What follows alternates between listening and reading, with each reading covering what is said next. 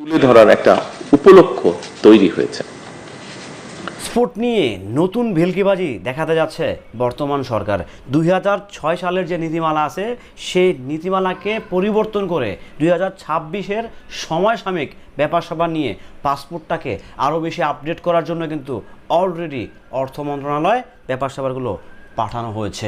যারা পাসপোর্ট নিয়ে চিন্তিত ছিলেন, যারা পাসপোর্টের নানা রকম বক্কর সাইট নিয়ে অনেক বেশি প্যারাশনে ছিলেন, মানে সিরিয়াল থেকে ধান্দাবাজি থেকে শুরু করে চাঁদাবাজি বা বিভিন্ন জায়গায় গিয়ে 1500 টাকা ধরিয়ে দেওয়া, সকল কিছু বন্ধ হতে যাচ্ছে।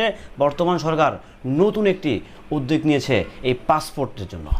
হ্যালো এভরিওয়ান, আসসালামু আলাইকুম। শিমুল আছি আপনাদের সঙ্গে। পাসপোর্ট, বাংলাদেশের পাসপোর্ট, মানে নাগরিকত্ব তো একটা এনআইডি কার্ড আছেই, বাট এই পাসপোর্টটার জন্য আপনি যদি ইন্টারন্যাশনাল ট্রাভেল করেন, নিশ্চয়ই এটা অনেকেই নতুন করে বলার কিছু নাই। সো ইন্টারন্যাশনাল ট্রাভেলের জন্য পাসপোর্ট একটা হচ্ছে গেট পাস, সো এটা খুব প্রয়োজন। সো এই পাসপোর্টের নীতিমালা কিংবা পাসপোর্টের যে ব্যবস্থাপনা, সেটা 2006 সালের যে ব্যবস্থাপনা ছিল সেটার উপরে বেস করে রাইট নাও এখনও চলছে। সো বর্তমান সরকার কিন্তু এই পাসপোর্টের দিকেও নজর দিয়েছে যে 2006 সালের যে নীতিমালা আছে সেটাকে বাদ দিয়ে 2026 সালের নতুন করে, নতুনভাবে, নতুন মোড়কে, নতুন আঙ্গিকে নীতিমালা তৈরি করে, মানে সময়সাময়িক যে নীতিমালাগুলো থাকে, সময়সাময়িক যে ব্যাপারগুলো থাকে। দেখেন, বাংলাদেশের পাসপোর্ট কিন্তু সেই আগের জায়গায় পড়ে আছে, তারা এখনও আগাইতে পারে নাই। বাংলাদেশের পাসপোর্ট কিন্তু মানে সে কিন্তু কোনো গ্রেড পায় নাই, সে কত 26টা মানে কয় নাম্বার জানি আছে আমার মনে নাই, ওই নাম্বারটা এখন ধরে রাখছে, সে আগাইতে পারে নাই সামনের দিকে। সো নীতিমালা পরিবর্তন না করলে, সব কিছু পরিবর্তন না করলে সেটা আগাইতে পারবে না। সো সরকার এই জায়গায় কিন্তু ফোকাস দিয়েছেন। এটা শুধু ফোকাস দেননি, এটা অলরেডি অর্থ মন্ত্রণালয়ে পাঠানো হয়েছে। একটাবার ভাবেন যে জনগণের কথা কীভাবে চিন্তা করা শুরু করেছে বর্তমান গভর্নমেন্ট। দেখেন, দেশ যখন পরিচালনা করতে যায় একটা সরকার, অবশ্যই অনেক কিছু আপ অ্যান্ড ডাউনের মধ্যে দিয়ে যায়। একটা দেশ পরিচালনা করা আর একটা দোকান পরিচালনা কিন্তু এক না ভাই। আমি আমারটা বলে দিচ্ছি সরকার কী করতেছে, বাট সরকার তো জানে এই 20 কোটি মানুষকে পরিচালনা করা ভাই ইজ সো টাফ, হ্যাঁ, সো টাফ।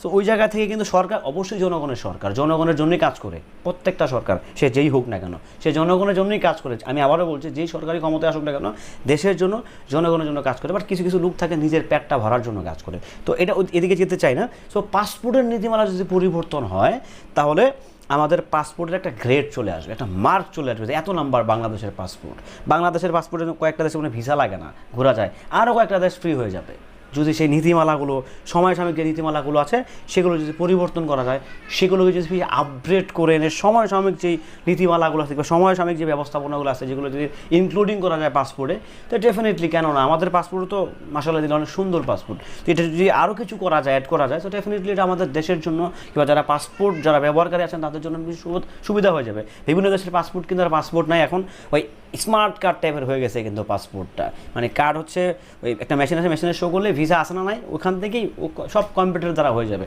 হ্যাঁ, যারা পাসপোর্টটা রাখা লাগে সেই জন্য পাসপোর্টের একটা বই থাকবে এটা। বাট এখন কিন্তু পাসপোর্ট হয়ে গেছে স্মার্ট। সো দেখা যাক বর্তমান সরকার যে ইনিশিয়েটিভটা নিয়েছে পাসপোর্ট নিয়ে, এটা আসলে কতটুকু উপকার হয় কিংবা কতটুকু কার্যকর হয় এটা সময় বলে দেবে। বাট আমার কাছে মনে হচ্ছে যে এই পাসপোর্টের যদি নীতিমালা পরিবর্তন হয়, তাহলে আমাদের পাসপোর্টের মানটা অনেক গুণে বেড়ে যাবে। আপনারা যারা পাসপোর্ট গ্রাহক আছেন, যারা পাসপোর্টকে ব্যবহার করেন, এই আপডেটটা আসলে কেমন ছিল? নিশ্চয়ই এটা দুর্দান্ত একটা চমৎকার আপডেট। সরকার খুব ভালো একটা ইনিশিয়েটিভ নিয়েছে। ভালো থাকবেন, সুস্থ থাকবেন, নিত্য নতুন আপডেট পেতে সঙ্গেই থাকবেন। আল্লাহ হাফেজ।